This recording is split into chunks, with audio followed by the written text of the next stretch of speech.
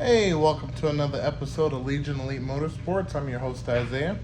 And on today's episode, we are introducing another new car to the fleet. Let's check it out. Yes, sir, boys and girls. If you're not sure what this is, it's a GS. If you add an X, you're absolutely correct. So, there we go. It's been sitting a while, but she is beautiful, 100%. So this is what we're bringing. This is what we're coming with. Brand new wheels and tires. Beautiful. And we made it back home. Whew. Had enough time to clean out the car, so we're gonna go over the stuff that was in the car as far as parts is concerned. And we're gonna check out the actual GSX 1990 Mitsubishi Eclipse GSX. So, starting from the engine bay, it's been disassembled due to overheating and blowing the head gasket. So, I have to put all of that back together. Not a big deal. But let's look at the goodies we have. Okay, let me get the dipstick and then we can begin. All right. There we go. Okay, so we have hard pipe everywhere. Okay, hard pipe. We got a front mount intercooler. Looks to be like 3 inches. Then we got hard pipe here. And then we have silicone hoses. We have headers. Okay, and we got a nice turbo. Got like a red hue. Nice downpipe, stainless. Got the wideband connected over here, which we'll check out, of course, once the car is running. And then we have the cam sensor, cruise control. We got this humongous fuel rail, fuel injector clinic. Looks like it is 6 AN feed, 6 AN return. We have 1220 cc injectors. Okay, we have an AEM fuel pressure regulator. Okay, and a Mushimoto radiator. That's pretty much all we got under the hood that you could see. And last but not least, a Greddy blow-off valve. I'm not sure which one this is, but you can let me know down in the comments. And let's get to the inside. All right, so of course, first thing I notice in here is we need seats. That seems to be a going theme with a lot of the cars I find. It came with seat covers, but I'd rather not even deal with that. I'd rather go for the full seat repair. So in here we have a Grant steering wheel. We got an AM wideband and another gauge that I'm not too familiar with. We need dash repair, which I heard this is pretty common. And this car does have DSM link. And then after that, we have the original 90s owner's manual. We got a double din radio. And we have a sunroof. So that's pretty exciting. Of course, we're gonna have to fix seals on this. To my knowledge, it doesn't leak, but we're gonna make sure it doesn't and kind of take it from there. So I'll take this out and check everything, clean everything, and I think we'll be good to go. The roof lining's been replaced, and yeah, not too bad, not too bad. And then we can step to the back. And the back seats look brand new, which is great. Probably because they weren't used, but you know, not bad.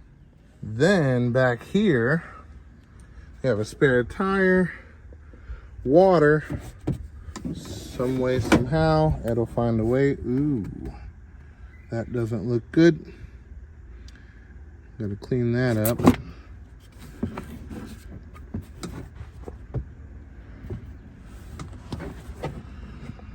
Yep, so I gotta clean that up. Looks like the fuel system is right behind this door, which is not too bad.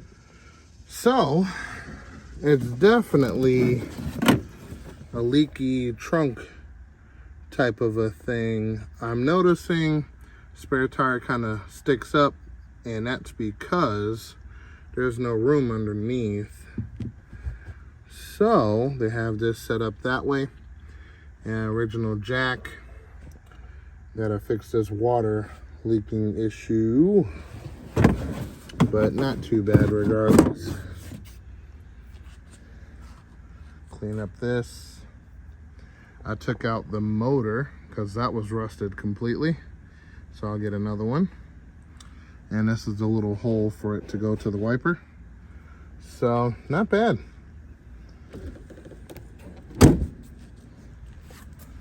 Covered up the hole on top. Beautiful car. We have brand new tires, brand new rims right here. And yeah, not bad. She's really good.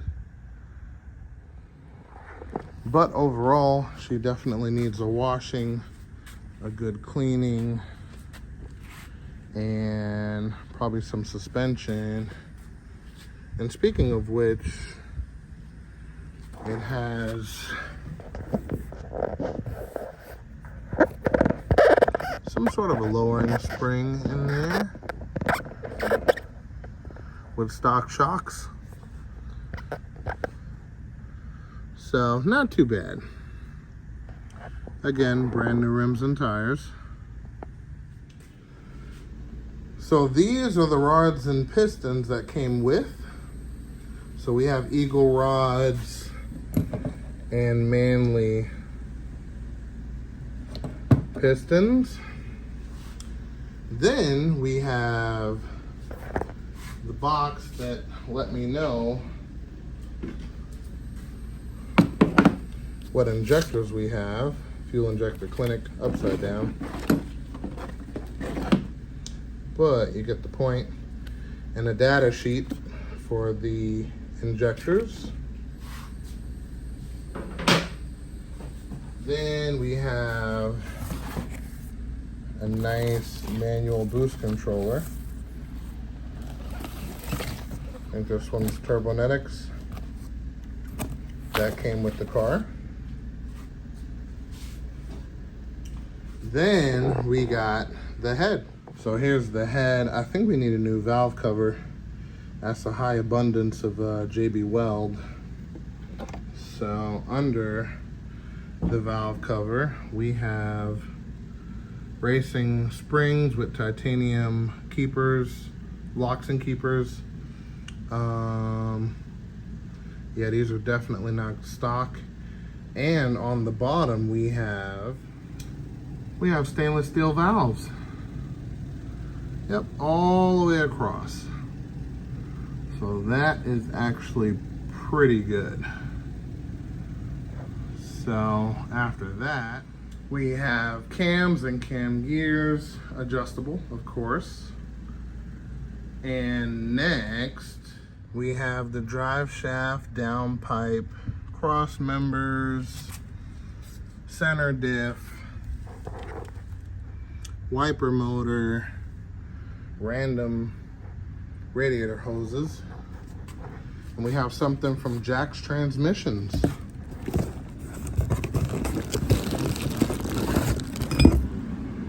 So in there we got some selectors, bearings, synchros, which leads me to believe the synchros and maybe a gear or so might not be too good, but we have it here.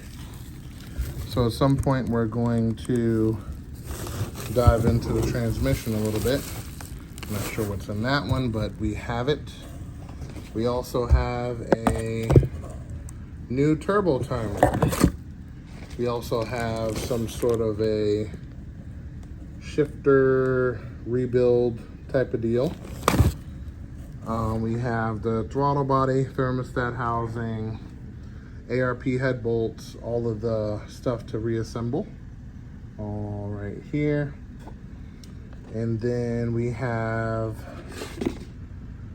some, these are lugs, wheel lugs. Then here, this is part of DSM Link. Instead of using an air mass flow sensor, this is using a MAP sensor. So there's that. This is the intake manifold, coils, wires. And I forget what this was. Oh, this is the bag that had all of the aftermarket dual valve springs, locks, keepers, retainers, and then the old ones we're putting here. So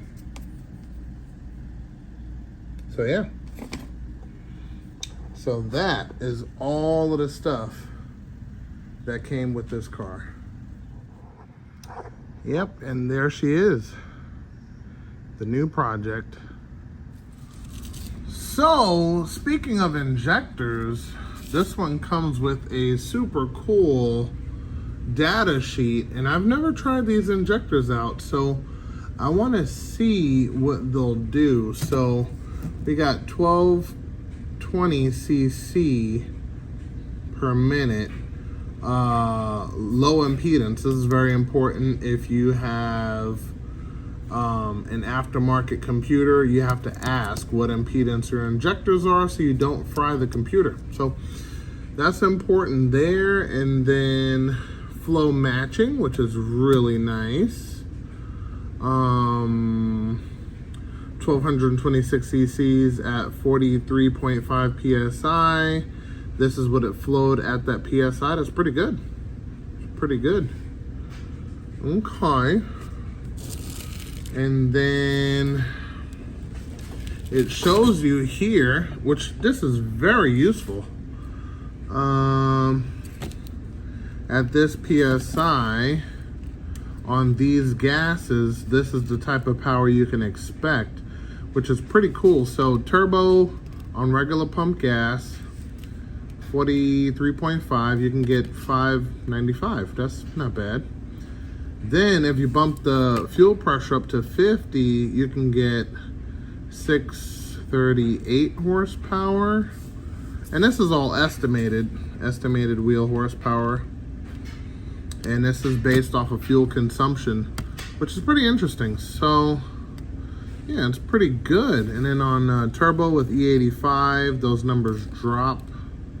So you'd have to run about 60 PSI to get closer to this here. But if you wanted to surpass it, you have to go 83 PSI to kind of get the same result, more or less. So let's test these injectors out. Let's see what PSI we can get them to. So yeah, we got them here. Let's fire up the machine. Alrighty, so we're gonna start with a basic spray pattern. Fuel pressure is a little low. I'm gonna bump that up to 40.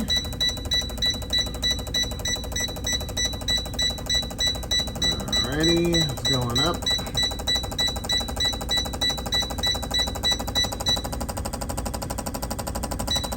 Alrighty, right about there. Oh, that's pretty interesting. I'm not a fan of this type of spray pattern. You know, we talked about this before.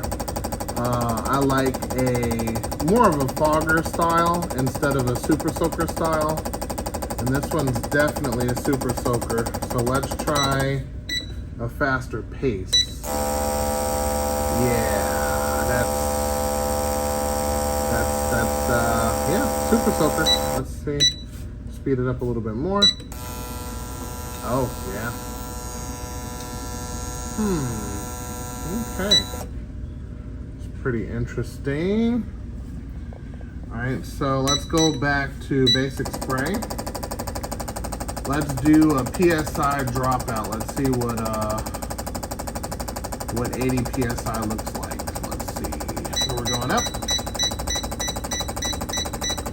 50, 60. Hold on. There we go, about 70.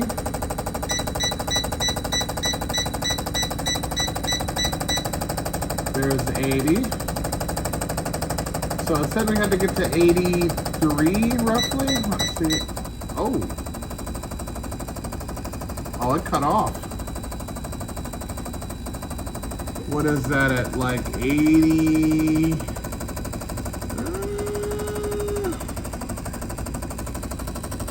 Let me see. This thing just keeps changing. But yeah, it's about like 82. And only one injector's firing. How are you supposed to get to 83 PSI to get... That's interesting. Okay, so pretty much 80 PSI is where these things top out. So, oh yeah, let's be firing it back up.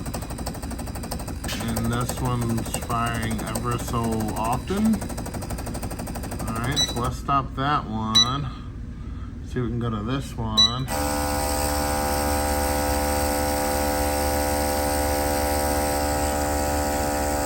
About 43, roughly. It's pretty good. All right, let's do the next one.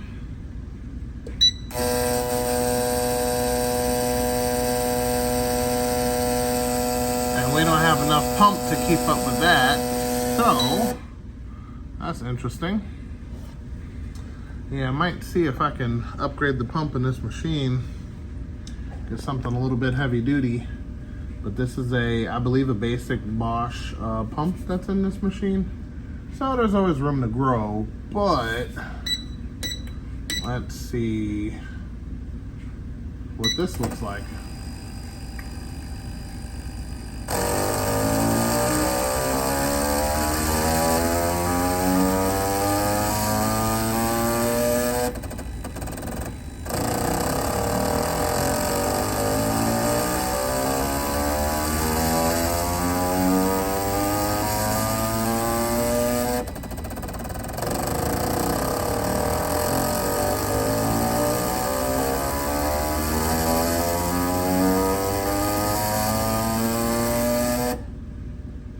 Interesting.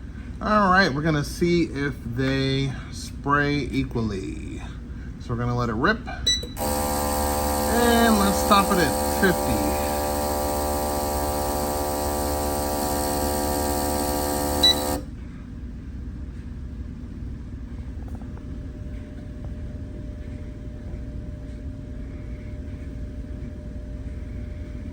A little short,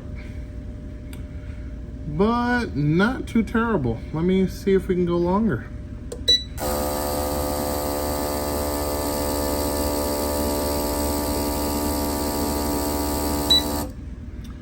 Oh yeah, you could definitely see the differences, but not too bad. Not too bad. That's pretty good. I'd say these three are almost dead on, give or take. But this one's a little laggy there. So let's try a faster duty cycle, see what happens. Wait for that to empty and we will begin. Alrighty.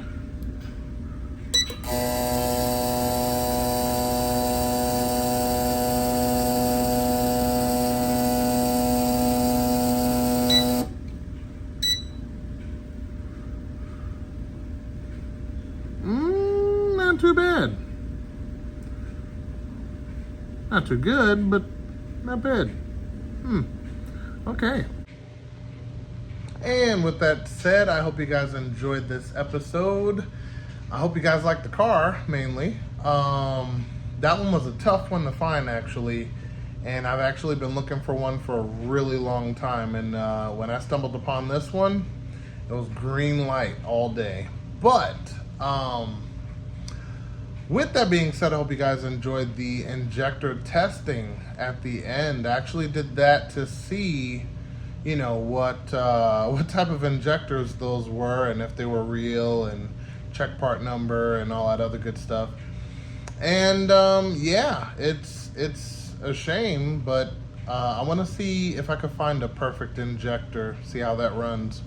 But until then, we're gonna see if we can find it. But hopefully you guys enjoyed. If this is the type of thing you like to watch, definitely consider subscribing. And until then, remember guys, knowledge is power, and I will see you next time.